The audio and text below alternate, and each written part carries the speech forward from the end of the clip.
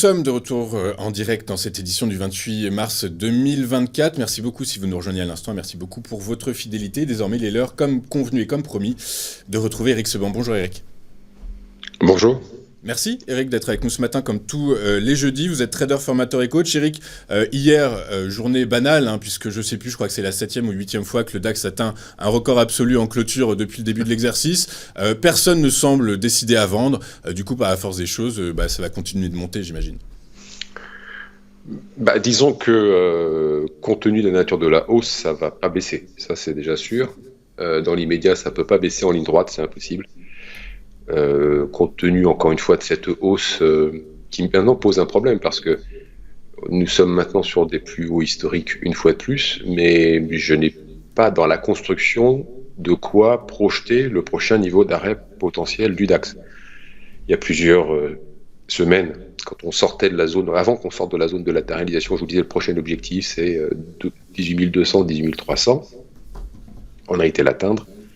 On a marqué une petite pause pendant 2-3 jours, puis maintenant on fait un nouveau plus haut. Le problème, c'est que je n'ai plus de quoi maintenant projeter. Donc ça, c'est assez inédit pour moi. Ceci dit, ça ne me pose pas de problème particulier, étant essentiellement exposé en intraday.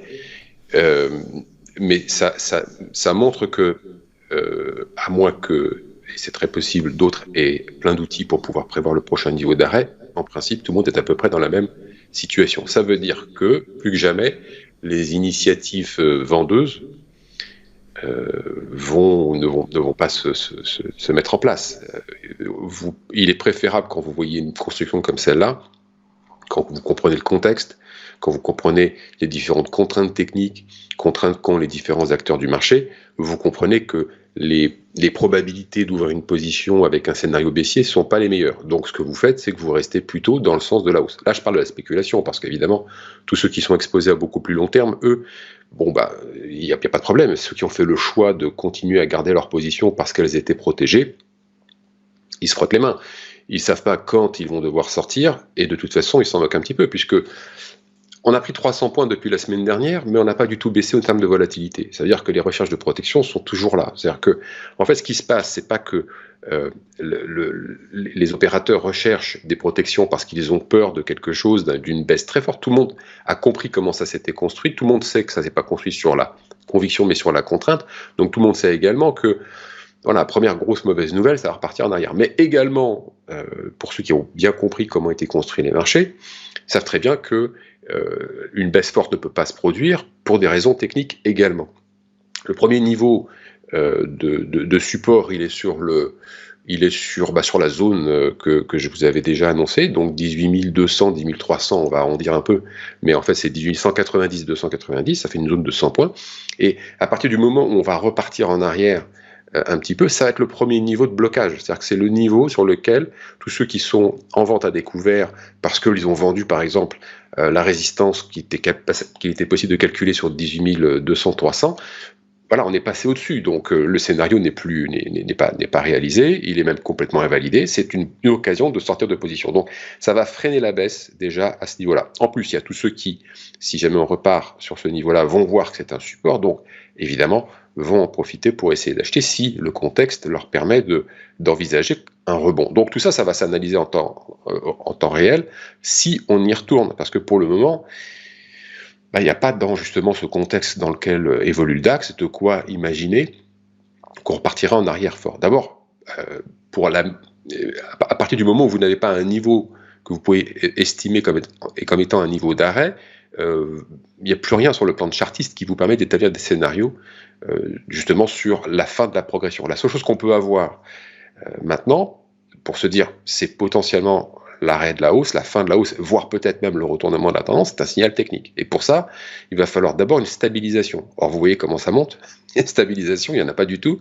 Ça ne fait que monter, parce que c'est le rouleau compresseur, parce que ceux qui achètent sont, encore une fois, pour la plupart, contraints d'acheter. Ce sont des personnes qui sont plus dans la spéculation que dans la conservation de titres à long terme, ne sont pas des gérants.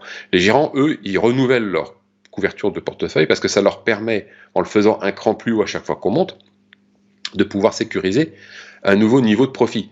Donc tout ça en fait va dans le même sens parce que parce que c'est la meilleure chose à faire. En fait, rappelez-vous ce que je vous disais, le potentiel de hausse n'est pas épuisé. C'est ce que je vous disais il y a 3 semaines à peu près.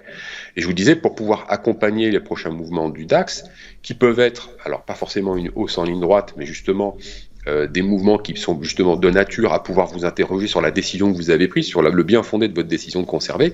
Bon là, ça s'est pas produit, c'est monté en ligne droite, mais je vous disais, pour pouvoir le faire, il faut justement protéger vos portefeuilles contre une baisse qui ne sera qu'une baisse éclair dans le contexte actuel. Mais pour pas gamberger, pour pas prendre des mauvaises décisions, pour essayer de tenir jusqu'au bout son scénario de j'accompagne le DAX dans sa hausse tant que j'ai pas un signal technique, il fallait protéger son portefeuille. Tous ceux qui l'ont fait ont pu bénéficier d'une volatilité à 9, aujourd'hui elle est à 14, presque 15. Donc ça a été une excellente stratégie qui a été mise en place pour ceux qui l'ont mise en place, parce que depuis, il y a 1500 points de plus, donc ça fait 9% quand même, c'est pas rien. Et à l'instant T, il y a toujours rien dans le contexte, dans les graphiques, que l'on analyse sur le plan de l'évolution du prix ou qu'on y mette un tas d'indicateurs techniques, il n'y a rien du tout pour vous dire ça va repartir en arrière. Donc les probabilités que ça monte restent encore les plus fortes.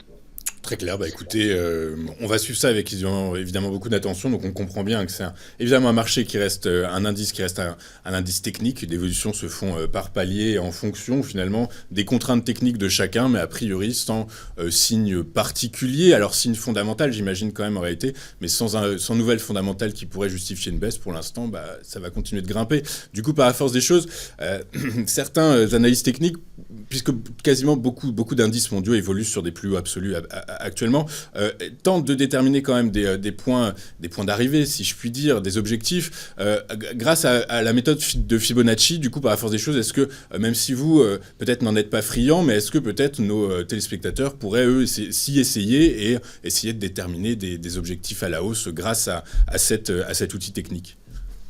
Le problème, c'est que Fibonacci, c'est vieux comme Fibonacci, quoi. C'est un truc que tout le monde connaît et qui...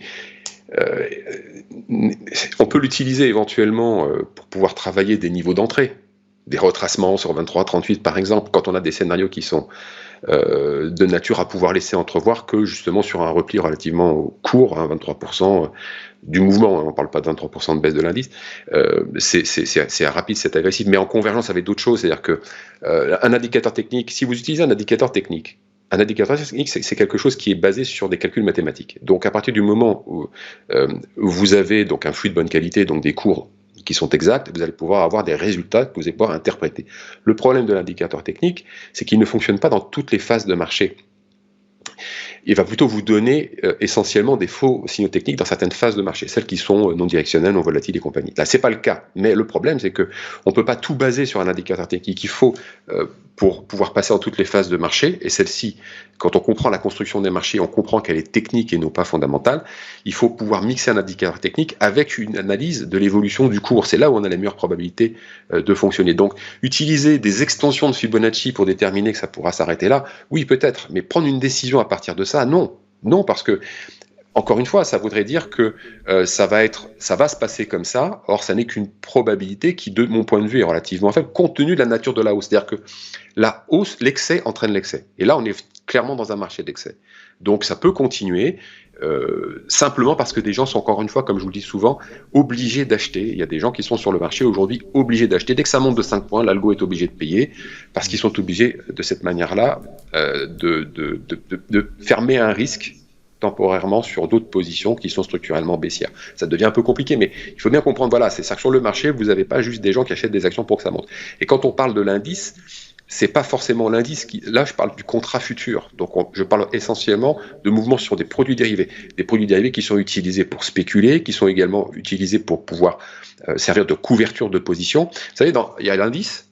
D'un côté, vous avez les actions qui constituent l'indice. Les mouvements sur les actions font bouger l'indice et les mouvements sur les contrats futurs dont le sous-jacent est l'indice font aussi bouger l'indice. Donc tout ça est interdépendant et c'est très compliqué en fait d'expliquer ça en 2 secondes, mais quand je parle de contraintes techniques, je parle de cette interdépendance qu'il y a entre le mouvement des actions qui est directement lié à l'économie réelle par moment, et puis les mouvements qui viennent de la spéculation qui sont concentrés sur des transactions de contrats futurs, et là-dessus vous ajoutez les options, et là vous avez une belle recette qui vous indique qu'en fait, ça monte pas parce que les gens pensent qu'en fait les bonnes nouvelles sont devant nous, parce qu'en fait il y a juste qu'à ouvrir les yeux, on sait ce qui se passe.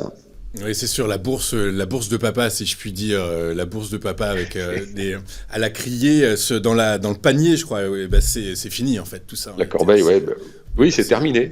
c'est Oui, terminé, c'est terminé. Ça, effectivement. les marchés de la corbeille, c'est terminé depuis un moment, et c'était à peu près au moment où justement on a eu l'émergence en France des les premiers produits dérivés. Les options, les options, les contrats futurs, c'est fin des années 80. Donc, à partir de là, l'électronique s'est mise en place et c'est plus du tout les mêmes marchés. C'est pour ça que se baser sur des choses comme Fibonacci, qui, je ne dis pas qu'elles fonctionnent pas, elles fonctionnent par moment, mais vous pouvez pas établir des scénarios de long terme, vous pouvez pas établir des stratégies de long terme et définir quelle est leur rentabilité et quelle exposition au risque vous avez à les utiliser. Donc, c'est bien, oui, c'est bien pour en fait, ça sert pas à grand chose. Non, sincèrement, ça sert pas. Pour faire du trading intraday, peut-être sur des micro-mouvements quand on a établi des stratégies qui sont solides et qui fonctionnent par rapport à ça. Mais c'est pas assez. Il faut plus de choses pour arriver à faire des profits en intraday. C'est pas assez. C'est ça, hein, c'est même pas la bourse de papa, c'est la bourse de grand-papa, là j'ai l'impression en fait. En réalité. Mais du coup, par la force des choses, bah, très clair, merci beaucoup Eric, en fait, en réalité, c'est très intéressant ce que vous nous dites. Alors, effectivement, on comprend, le DAX est engagé dans une hausse clairement technique, et vous nous expliquez également pourquoi et comment se construit les évolutions sur l'indice phare allemand, sur l'indice futur DAX, puisqu'on comprend bien que c'est pas qu'on est sur le contrat, sur des produits dérivés, sur des options et produits dérivés. Voilà, très clair. Merci Eric d'avoir été avec nous. C'est très gentil de prendre le temps d'être avec nous. Je rappelle que vous êtes trader, formateur et coach, et avec nous tous les jeudis matins pour décortiquer les mouvements sur le DAX. Voilà. Merci beaucoup Eric. Je vous souhaite une excellente journée. Je vous donne rendez-vous la semaine prochaine.